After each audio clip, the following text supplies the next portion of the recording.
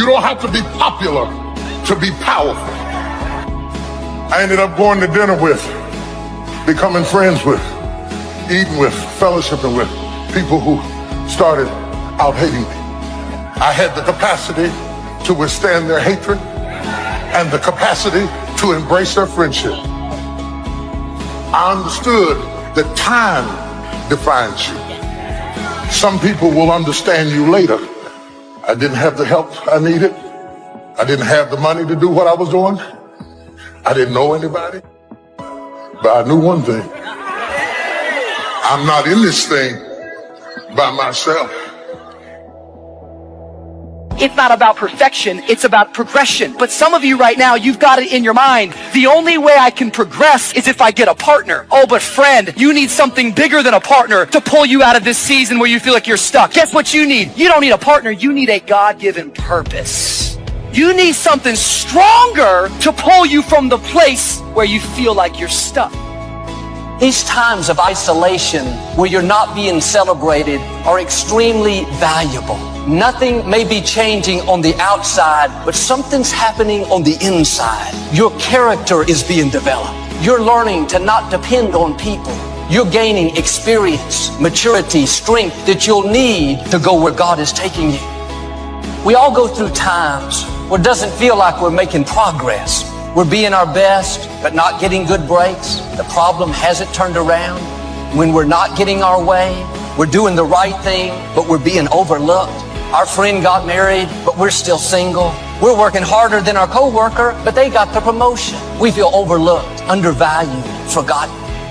The only way to get unstuck is that you need something stronger, something greater, pulling the thing that is stuck. Because there's some people today that you're single and you feel like you're stuck. You feel like you're at a halt. You don't feel like you can progress in life. When you're at the top, when you're an owner or you're the leader, there's times where you have to do things by yourself. There's no doubt about that. And if you have a problem with that, you're going to have a problem being in a leadership position. Because there's things that you have to do as a leader. You have to lead from the front. You have to work harder. You have to do extra. And if you're not, that's not good. And if you're working harder, there's going to be times when you're not with anyone else, and you have to be okay with that. That's what that expression means. It's lonely at the top, meaning like you're at the top because you're willing to behave or be a certain way that other people either can't or won't, right? From that perspective, you're definitely lonely at the top. Yeah. There's no one that's going to sit there and do what I'm willing to do to be there. Like, where are you at? I don't know. Haven't seen you. If you want any value at all, come harvest. You gotta press. You gotta be bold. The high life is not for the timid and the shy. Some people mistake timidity for humility. Humility is a virtue. Timidity is a disease. Humility is almost godlike word. A sense of awe, a sense of wonder, a sense of understanding the distance in worth, an awareness of the human soul, the spirit, something unique about the human drama versus the rest of life.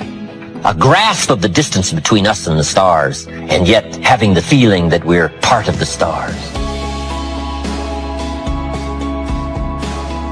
Now you may be in a season of silence. You feel like you're hidden, but the silence doesn't mean God has forgotten about you. He's heard every prayer. He's seen every tear. And at the right time, God is going to bring you into what He's already prepared. Favor is already in your future. There are blessings that already have your name on them. The right people, divine connections already lined up. God is not preparing the blessing for you. He's preparing you for the blessing. Silence is not a sign that God has forgotten about you. It's a sign that He's closely watching you. He's getting you prepared for new levels. But before you see notoriety, you'll go through a season of obscurity. It's okay to dream, but we must not just become a dreamer. Be proud, but not arrogant. It takes pride to win the day. It takes pride in company, opportunity. It takes pride in group, organization. It takes pride in cause and accomplishment. But the key is to be proud without being arrogant. I'm telling you, it ain't nothing as dangerous as somebody who's making a comeback. You haven't had a fight till you get in the ring with somebody who's making a comeback. You haven't been through hell till you run up and punch somebody who ain't got nothing to lose. Slap somebody and say, nowhere to go but up. lost everything, already been through trouble, already been embarrassed, already been humiliated, already been talked about, already been laughed at, already been betrayed, already had my feelings hurt. Touch somebody, say nowhere to go but up.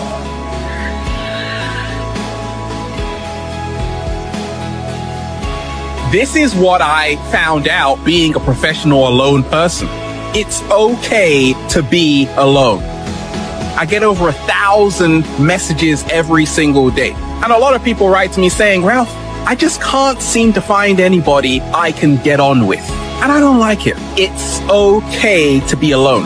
The reason why a lot of people experience a lot of loneliness is because they are in resistance to being alone. Because being alone is frightening for the majority of the human race. You gotta be with yourself. You gotta go within. A lot of stuff is gonna come out.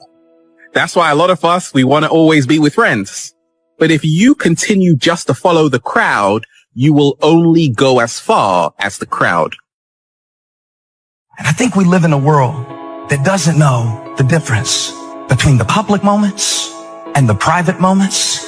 I think we're increasingly becoming, and this is just my old man rant, so please let me do it right now, because like I said, I'm a parent now, and I'm so scared for my kids who are growing up in a world where now they're growing up publicly. Everybody has their own broadcast journalism degree called Twitter. Everybody has a license to express their own opinion. And the phrase that got me is what his brother said. They want to convince him. They say, you got to get out of Galilee.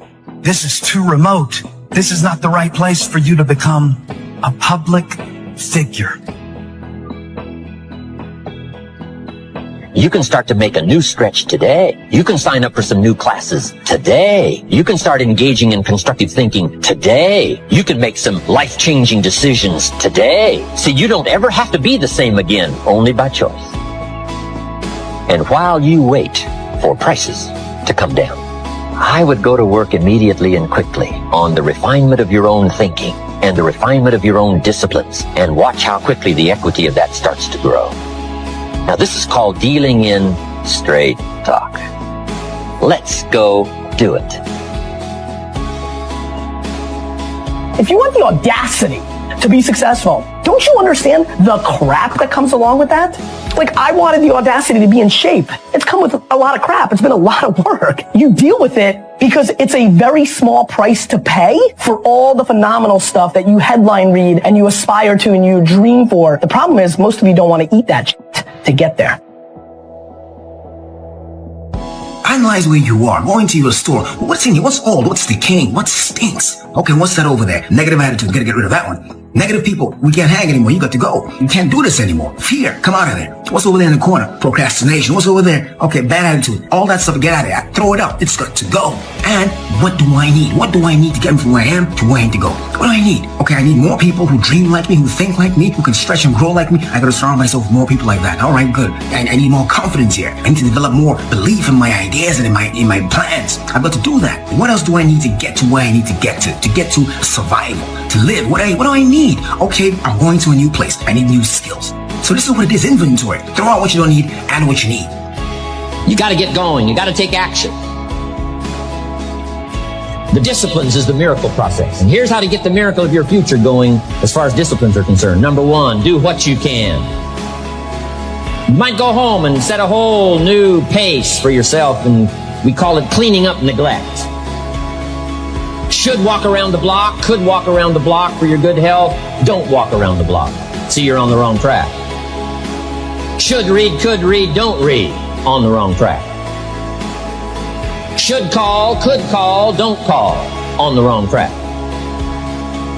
Could change, should change, don't change. You're on the wrong track. Letters you haven't written, conversations you haven't had with your family, somebody you should sit down with when you get back home, get that job done. Don't let neglect destroy your days, destroy your life, and destroy your future. Go back and do what you can. Here are the 3 components that will allow you to create the mental habit of being happy the majority of the time and winning in every circumstance that you encounter. The first aspect of this is to not allow any outward experiences to influence you about how you think about yourself. You do this by changing the way that you react to circumstances. Instead of being a participant in the circumstance, be apart from it. Let's say you're a salesperson, and you make sales and you create commissions for a living.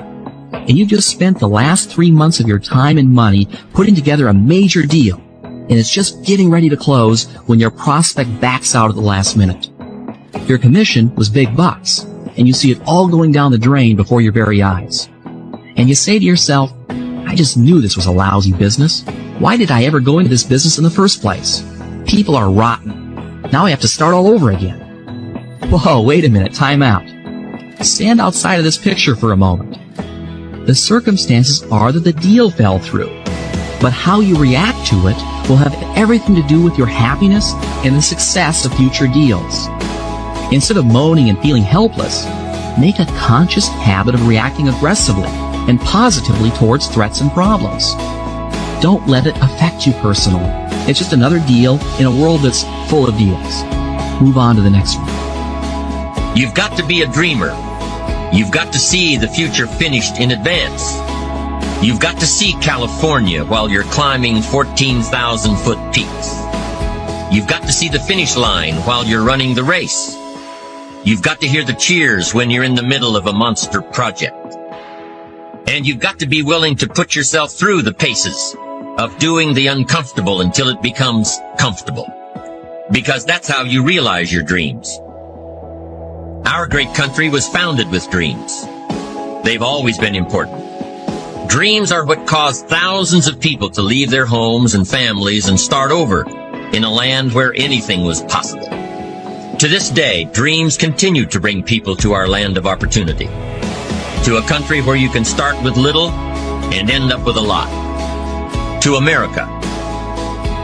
Don't you sometimes wonder why so many immigrants who come to America can build a new life and a fortune while many of the people who were born here are barely surviving?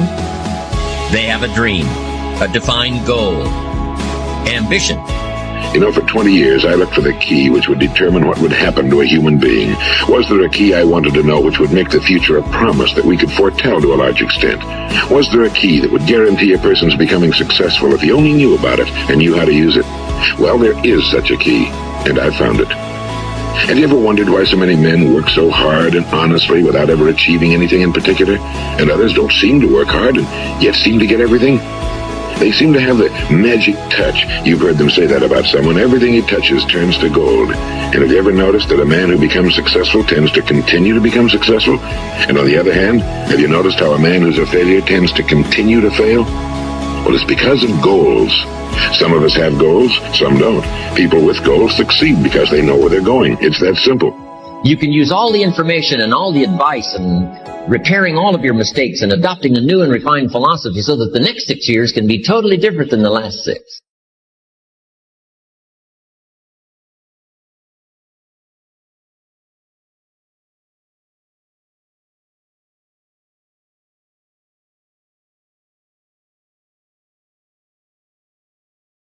Hello everyone, today I'm gonna talk about let them hate. Embarrassing self-confidence and reliance. One of a powerful quality of personal attitude about facing criticisms. Introduce the concept of let them hate as a means for overcoming negativity and embarrassing self-confidence. Acknowledging knowledge that criticism is inevitable exclusively in every connected world. Discuss how criticism can come from various sources, including friends, family, strangers, and online communications. Explore the physically behind and why people criticize other discussions. Factors such as jealousy, insecurity, projections implies that criticism often says about the cretins than the person being criticized.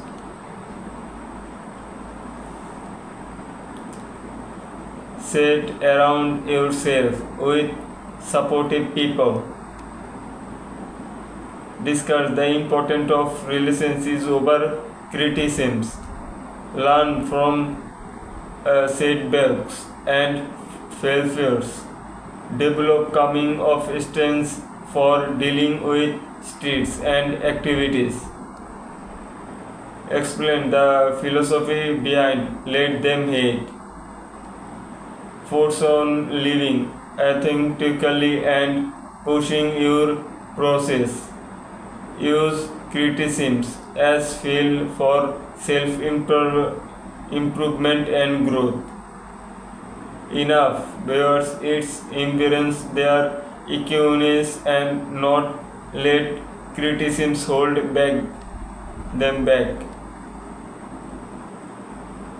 Receive the key point about self-confidence. Realize and they let them hate middays.